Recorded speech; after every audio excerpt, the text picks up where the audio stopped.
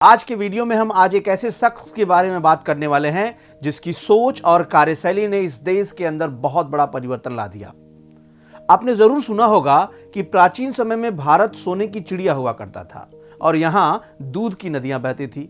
दरअसल ये सब रूपक थे भारत की समृद्धि को दर्शाने के, लेकिन हम आज जिसकी बात करने वाले हैं उन्होंने भारत में श्वेत क्रांति लाया।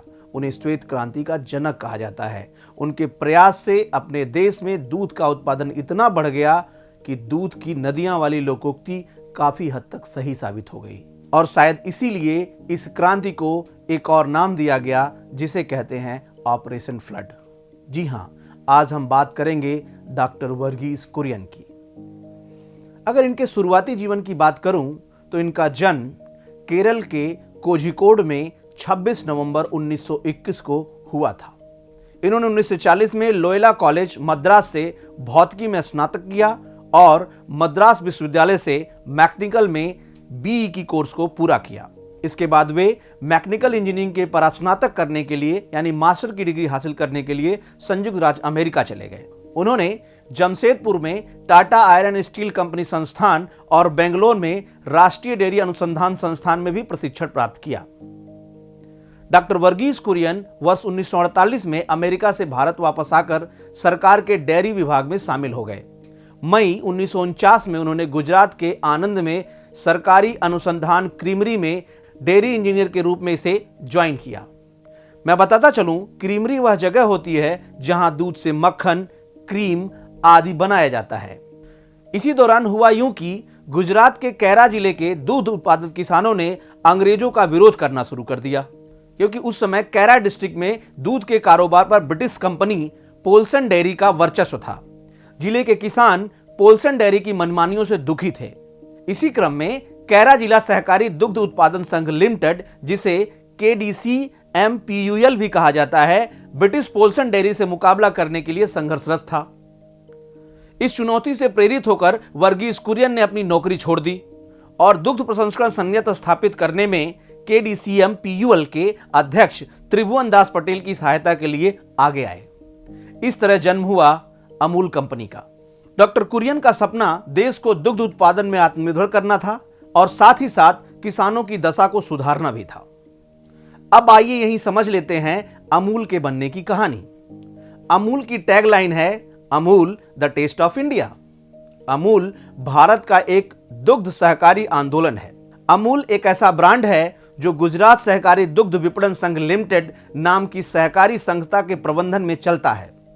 गुजरात के लगभग 26 लाख दुग्ध उत्पादक सहकारी दुग्ध विपणन संघ लिमिटेड के अंशधारी मालिक हैं। इसका मतलब यह हुआ कि ये लगभग 26 लाख किसान इस सहकारी संघ के कहीं न कहीं से एक हिस्सा हैं। अगर अमूल के नाम की बात करें तो अमूल संस्कृत के अमूल्य का अपभ्रंश है।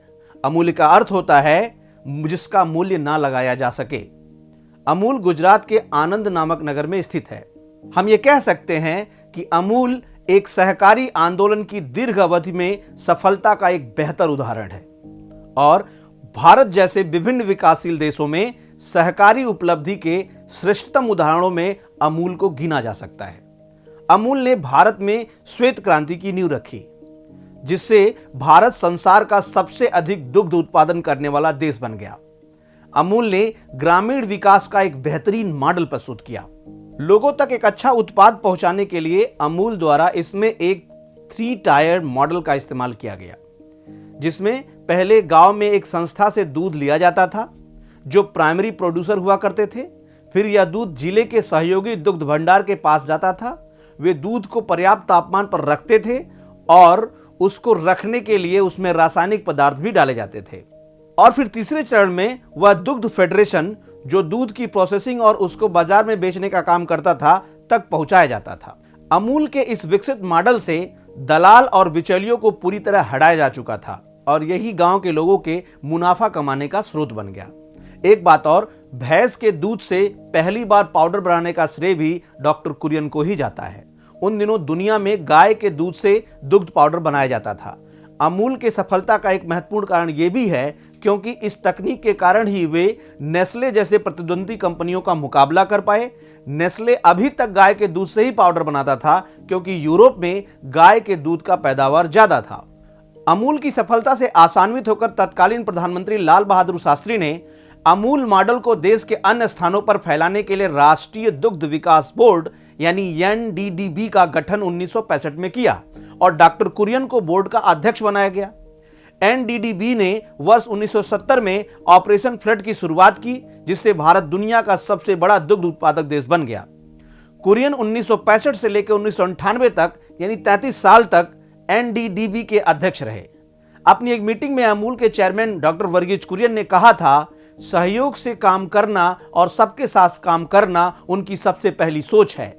यह उन इंसानों का विश्वास है कि जब लोग साथ में काम करते हैं तो वे अपने खुद के बारे में कम सोचते हैं और अपनी टीम के बारे में ज्यादा सोचते हैं। इसी सोच ने यह चमत्कार और जादू कर दिखाया है कि अमूल कंपनी आर्थिक और व्यापारिक रूप से एक मजबूत कंपनी बन गई। डॉक्टर कुरियन साहब के कुशल नेतृत्व के कारण आज अमूल पूरे देश में पहचान बन गया है। अमूल का अटरली बटरली कैंपेन सबसे ज्यादा चलने वाला विज्ञापन था और इसको गिनीज वर्ल्ड रिकॉर्ड में भी शामिल किया गया था, क्योंकि कंपनी का मानना था कि हम एक बहुत सीधी, आसान और एक नई सोच के साथ अपने ग्राहकों को एक सा उत्पाद प्रदान करने वाली कंपनी है। अमूल ने कभी कोई बड़ी अभिनेत्री को अपने विज्ञापन में इस्तेमाल नहीं किया, क्योंकि वह अपने आप को आम आदमी से जोड़ना चाहते थे। 60 के दशक में देश में दूध की खपत जहां लगभग 2 करोड़ टन थी, वहीं 2011 में जाकर यह 12.2 करोड़ टन तक पहुंच गई। आज अमूल ब्रांड का टर्नओवर 52,000 करोड़ रुपए से अधिक का है। अमूल ब्रांड के तहत काम करने वाली Gujarat cooperative milk marketing federation limited आज देश के 28 राज्यों के 222 जिलों में मौजूद है। अमूल ब्रांड के साथ देश भर के 1.66 करोड़ दुग्ध उत्पादक किसान जुड़े हुए हैं। डॉक्टर वर्गीज कुरियन जी की सोच से ही आज भारत दुग्ध उत्पादन में दुनिया में पहले स्थान पे है। वर्ष 2018-19 के आंकड़ों के अनुसार भारत में दुग्ध उत्पादन 187.7 मिलियन टन है और प्रति व्यक्ति दूध की उपलब्धता 394 ग्राम प्रतिदिन है। डॉक्टर वर्गीज कुरियन को अपने इस अतुलनीय योगदान के लिए रेमन मैग्सेसे अवार्ड भी मिल चुका है। भारत सरकार ने उन्हें पद्मश्री, पद्म विभूषण और पद्म भूषण जैसे भी पुरस्कारों से नवाजा है। अपना उत्तर प्रदेश भी दुग्ध उत्पादन के मामले में पूरे देश में पहले स्थान पे है।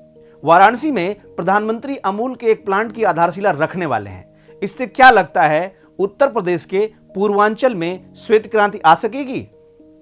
उत्तर प्रदेश में डेयरी उद्योग को कैसे बढ़ाया जा सकता है? अपने सुझाव हमें कमेंट बॉक्स में जरूर बताएं। ऐसे ही रोचक और प्रेरक कहानियों को देखने के लिए देखते रहें बातें यूपी की।